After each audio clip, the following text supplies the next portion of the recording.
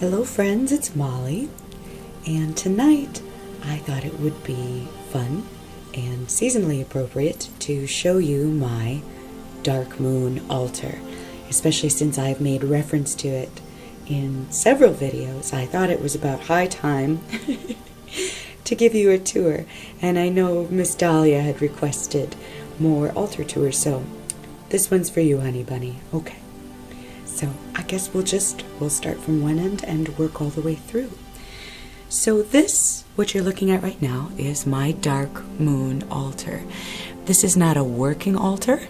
This is a meditative space for me. And I will come here usually daily, but I will make a particular effort during the waning phase to ground, meditate, pray, sort through my shit, do readings for myself, and just sort of come back to center and engage in dark goddess, dark mother energy. So, over here, Kali lives on this corner. You'll notice a few goddesses sharing this altar. Two of them, Kali and Baba, are ideals that I work with, and Hail is the deity that I work with. So this is my Kali print that I received in the post from my friend Jen not too long ago, as well as this depiction of Kali that I painted in here. She represents change and what can feel like the ferocity of cycles. So she's an important reminder for me. In the center, we have the Lady Hail, and this is actually a tattoo parlor ad that I thought was too perfect, and I have cut it out and framed it in this silver rose frame. There are some bits of particularly interesting driftwood. I chose them because they made me think of the roots of Yggdrasil, of the world tree, so I have them encircling her picture. And above that, these are roses from my grandfather's funeral. And above that, there is a bird skull that I found on one of my many beach scrying excursions. And I happened to find this at a particular point in my life where the Dark Mother was really, really speaking to me.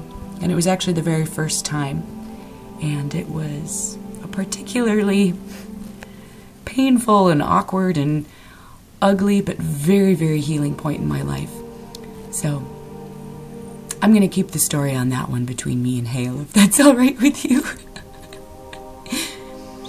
And then next to that we have, this is actually a Tim Burton photograph from his exhibition at the Met that I went to several years ago. But I'm not sure if you can tell, but she has a very corpse bride-like appearance with the pallid skin. And she's holding a child, very Mary Queen of Heaven-like, but she's surrounded by this dark, sumptuous drapery. Very Dark Mother. This is actually just a plastic skeleton that I fixed up a little bit. Baba lives over here. I have a whole video ranting about the Baba Yaga, actually, if that's something that you're interested in. And her chicken foot that I picked up in New Orleans. And in her offering bowl at the moment, there are clove cigarellos, cigars, I have some painted chicken bones, chocolates, a little bit of liquor. And this picture of the Baba, I believe, is actually a Russian ballerina. But when I found this depiction, it clicked, and she has made a home on this altar ever since. Here I have some items that are charging, that I use during the dark moon or the waning phase. I have some snowflake obsidian here. I really didn't think I was going to enjoy working with snowflake obsidian as much as I do because, let's be real, as far as crystals are concerned, snowflake obsidian is sort of the ugly duckling. But the experience working with snowflake obsidian has been massive, incredibly profound. This is a piece of Tibetan smoky quartz, obsidian arrowhead. These are actually earrings that I'm charging up. They are made with found coyote teeth. A piece of hematite that I like to meditate with. This, let's see if I can pull this out. A little stag skull charm that I will wear, as well as a labradorite pendant that I like to meditate with or wear during the waning phase. And this is half of a geode. The other half is with Freya at the moment. And I think that the geode works well in this space because I associate dark goddess energy, Hail in particular, with the earth, with being in the earth, in caves, returning to the earth, tunneling to see her,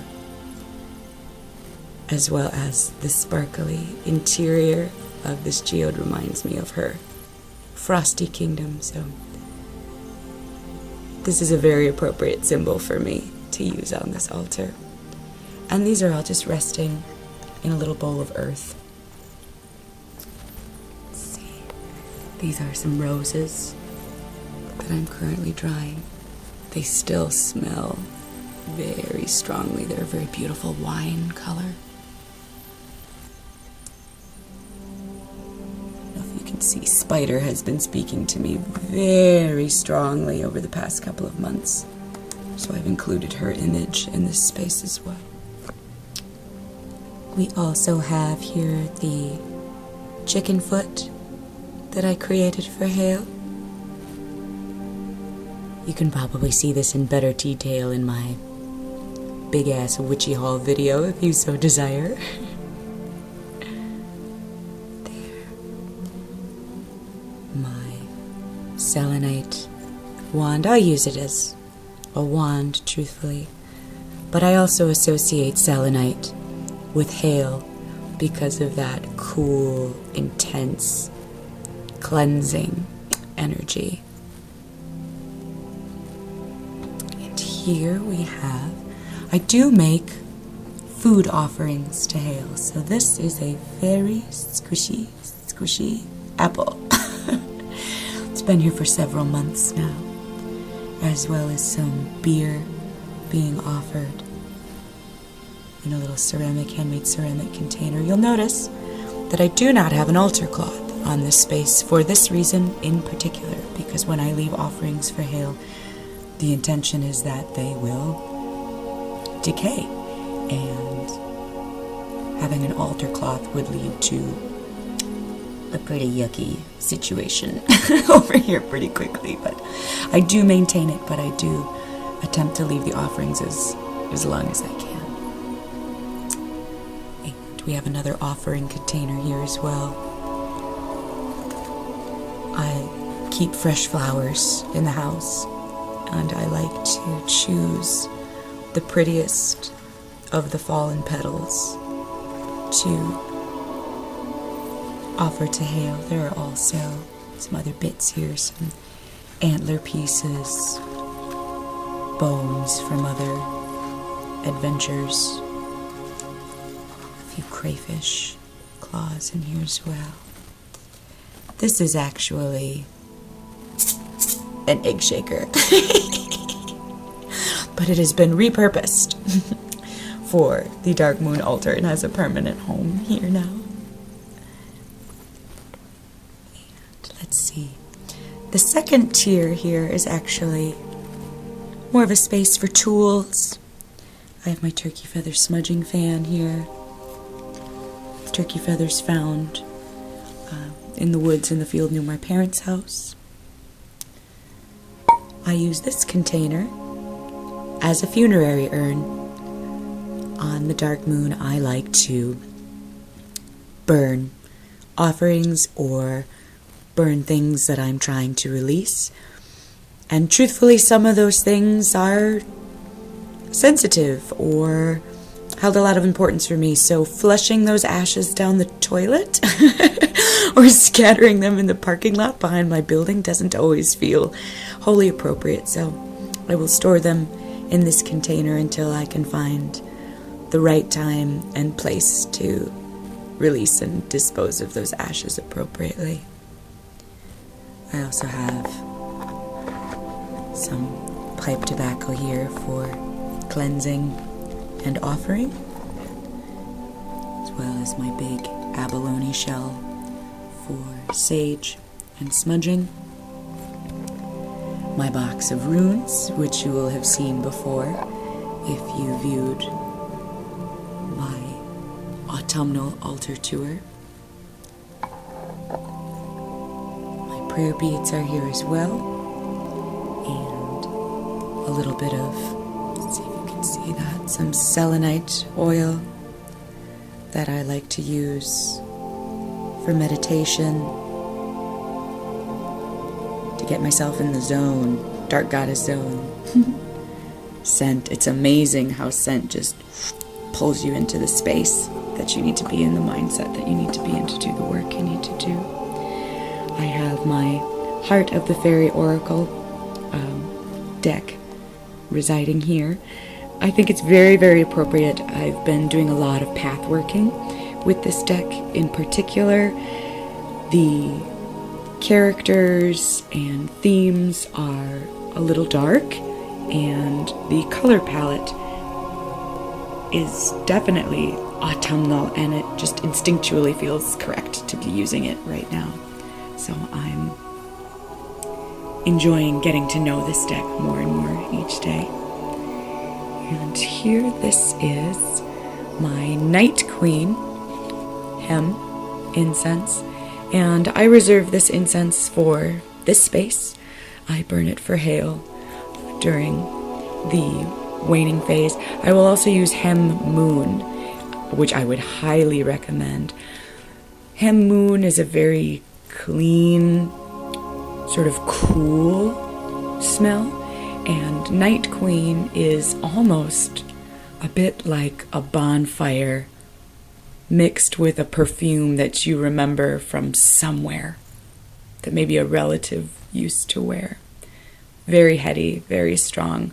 Also clicks me right into the zone to do work here, to meditate and get grounded.